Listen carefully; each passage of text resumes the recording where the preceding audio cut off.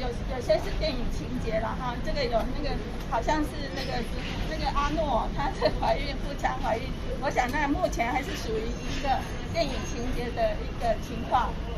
该病患的妇产科的就医记录了哈，有没有相关的超音波检查？是这样。那他当初有秀出一张这个高一的研究图，这个图到底是什么东西？这个图目前没有，那个研究图应该是指超音波影像吧？超音波影像目前我们看起来不像是我们高一的记录。那这样医院会不会对他提告，或者是？这个要请我们法律顾问再协商看看。那事实上可不可能，就是说我一个变性人我能够怀孕，这状况是有可能性的。理论上，如果没有子宫、没有卵巢，要怀孕可能性当然是微乎其微。因为他在脸书上面有说这是一个新技术啊，那是高医是掌握了这种技术还是什么？目前当然我们南台湾是第一个有申请左手研拟这个子宫移植的一个 IRB 的一个人体试验的申请，不过目前是左手进行中，还没有真的进行这个手术。那我们是福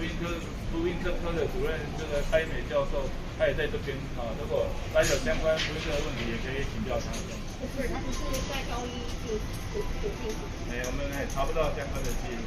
那另外他还说这个做用天价的方式，然后才怀孕成功。我们高一有对外收费这种事情。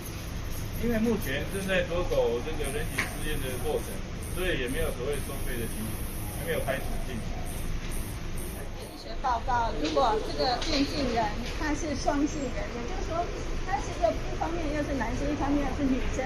那女生的部分有子宫，那这部分他也许是可以借由人工生殖来怀孕，但是目前来讲，在台湾这个技术是可行，但法律上是还没有通过，所以以这个病例上所讲的在台湾我想是应该是不会发生的才对。子宫外孕，那这种子宫外孕也就是说胚胎着床在腹膜上，那经由腹膜的血管来供养这个小孩，但是这个腹腔它的空间不够，所以最后会破裂，血管会破裂，会大出血。所以就